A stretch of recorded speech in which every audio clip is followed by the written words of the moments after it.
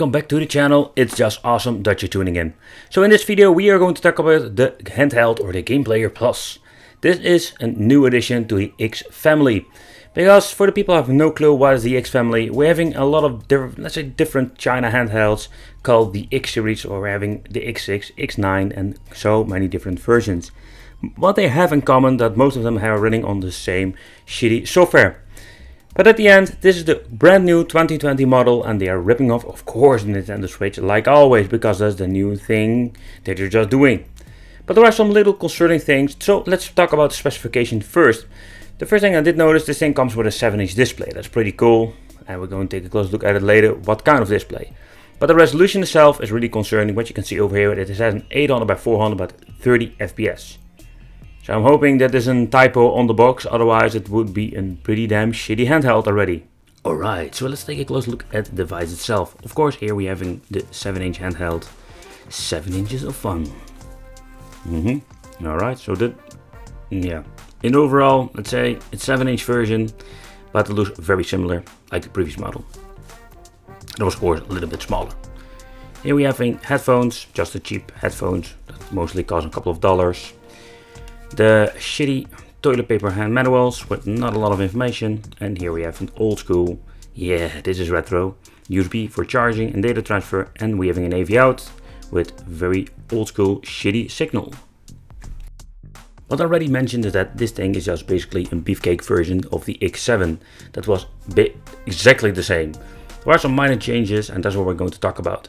So let's do a little bit side by side with the Nintendo Switch for size comparison, and you can see that this X12 Plus, yeah, this thing is quite big compared with the Nintendo Switch. But first, let's remove the little plastics, because we are going to use, of course, the system. By the way, the first time that I've ever seen it before. So the weight is quite heavy, to be honest, and not that heavy like in PSVita. It's huge, but for example, the shoulder buttons have a very horrible cheap click to it. I really hate the analog sticks, I can already tell you that. Let's talk about the controls and what are we going to get, because they did some upgrades compared with different systems. And what do I mean with upgrades? So first of all, they're still using the 4 buttons like a D-pad. I don't understand why they keep doing this, I really hate it. The analog stick, yeah, I need to show you this. It's more like the PSP stick, a little bit bigger. You can plug it out very easily, so if you want a replacement, it's not very hard. But I don't like it in general. It feels quite cheap.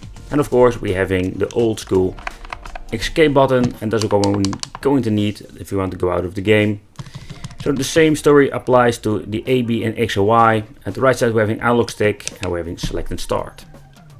At the top we're finding a headphone jack out. We're having on off switch, CF input, the old school mini USB, volume control, and very strangely we're having another on off switch. Yeah. At the back this time we do have 2 speakers, so we're having finally stereo sound, and of course the shitty camera is back. And this is the 16GB version. When booting up, all my excitement for this new product was vanished away simply in one KO. Just like King doing with the guy over there. And the reason why is because they are using the same shitty software like the freaking previous model. Alright, let's take a close look, maybe they changed something. So the first thing I did notice that, like with the X16 and other devices, the 7-inch display is just an old school, very horrible display with a poor view angle. And it was already set up to the maximum brightness to make it even more worse. These things go around $50. And again, I think we can't complain for the money. But if you're looking at similar devices with an IPS 7-inch display, for example with the X2, this thing goes for twice the price. To begin with, this thing is not a touchscreen. So at the right top we're finding the battery life, and you can see they ripped off the PSVita. Yep, they have a similar menu. There are quite different menus out there, but this is one of the latest versions. As you can see, we have these quick buttons. By the way, I really hate them because you can change them out, and if let's say the file behind it goes, let's say if the file behind it doesn't work, you're just having a dead shortcut. But alright, here you can see we're having videos, music, pictures, browse function, browse by the way, nothing to do with the internet, calculator, and let's go to the settings. Here you can change some things out. If you want to use the TV out, for example, you can just turn it on and off and choose your region. There is nothing you can do about the emulators or other settings, you're just stuck with this basic menu. Keep in mind, don't format the internal memory because you will wipe everything. Yes, don't do it. I do like to mention that this device has the quick load, quick save option with every single emulator / game you're using. So that's pretty cool and it works very well. Alright, so the first one, let's try a little bit of Game Boy Advance. And I must say, in my opinion, I think it doesn't run that bad. I have seen some shitty emulation, but this is not really bad. I really love to hear your opinion about this.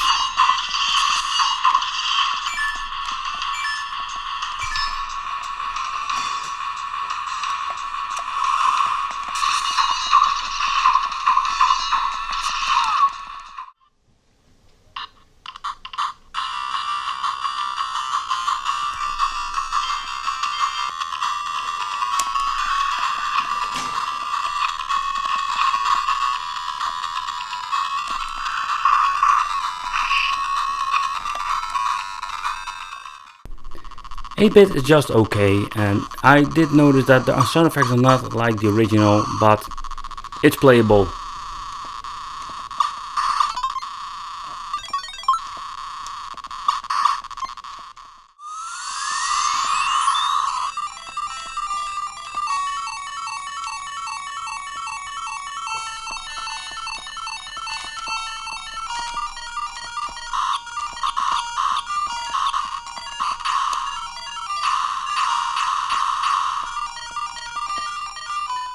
For arcade, it's a mixed bag, simply because it is not perfect emulation in many ways.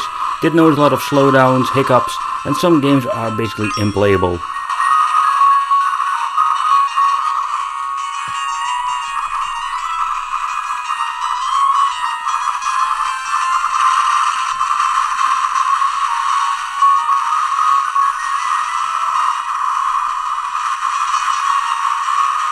For example, Crossword is a very nice example that some of the arcade games will run just fine, or the best you can get on a cheap handheld like this.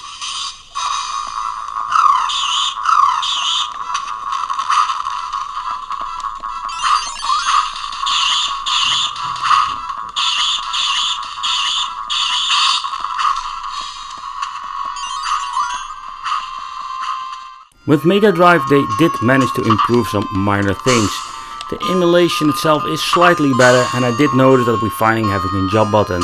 And the reason I'm saying jump button, as you can see, I can finally jump with the character, and with the previous X series handhelds I had a lot of issues with it because I couldn't even map the freaking button.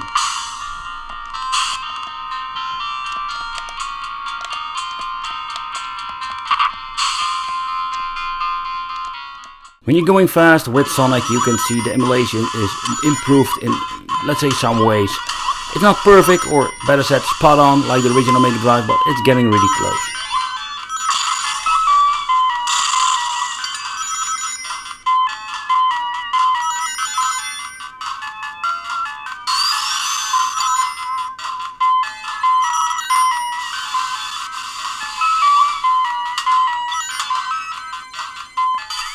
Sonic 3 is pretty unplayable on most of these cheap China handhelds, but it runs pretty decent, but far from perfect.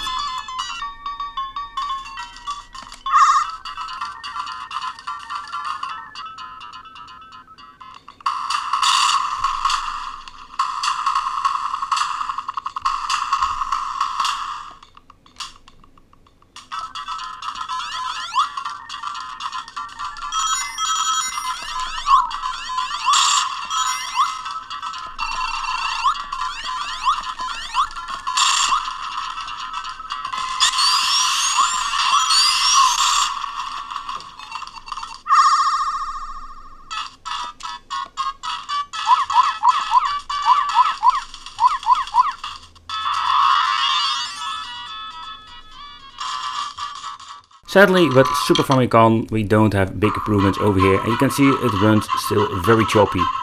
The turbo mode and speed downs, what I like to call them in the previous videos, is not that bad anymore, but still it's not running on the correct speed. And you can see it's running pretty choppy.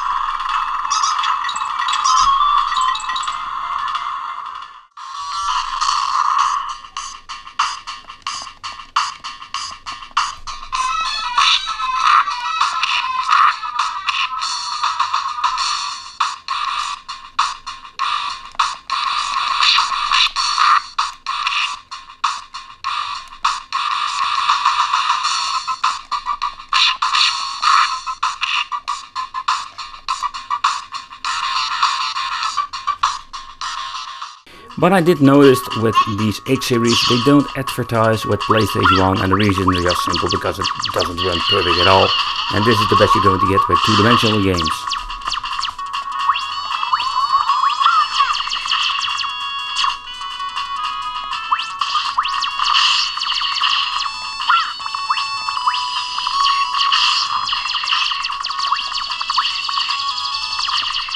And this happens when you're trying to boot up a three-dimensional game. Here, look at this, it's bugging out big time. I just selected every single character.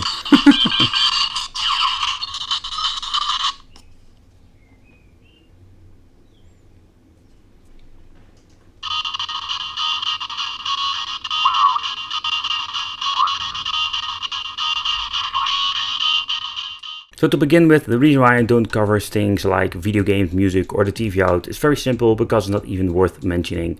The TV out function is pretty damn choppy, and on a modern LCD you don't want to get there. But at the end I'm very disappointed, to be honest. I was hoping with the X12 Plus Edition in 2020 we're going to get finally new results, better emulation. I did notice that there is a slightly little minor improvement with emulation, but at the end you're going to get just a basic, will not even say PlayStation Vita or Switch knockoff, because it is nothing like this. At the end it's just another X series handheld that have the same big issues like the previous models. So again, a new handheld, no improvements. And yeah, if you want to pick it up for yourself, it's all up to you, but this is what you're going to get, and it will not get any better, and there is no other software that you can download and upgrade. If you have any questions, you can always leave it in the comments, and I want to thank you for watching. Consider subscribing, hit the little bell. It would be great to have you in a Wicked family, and I will see you in the next video.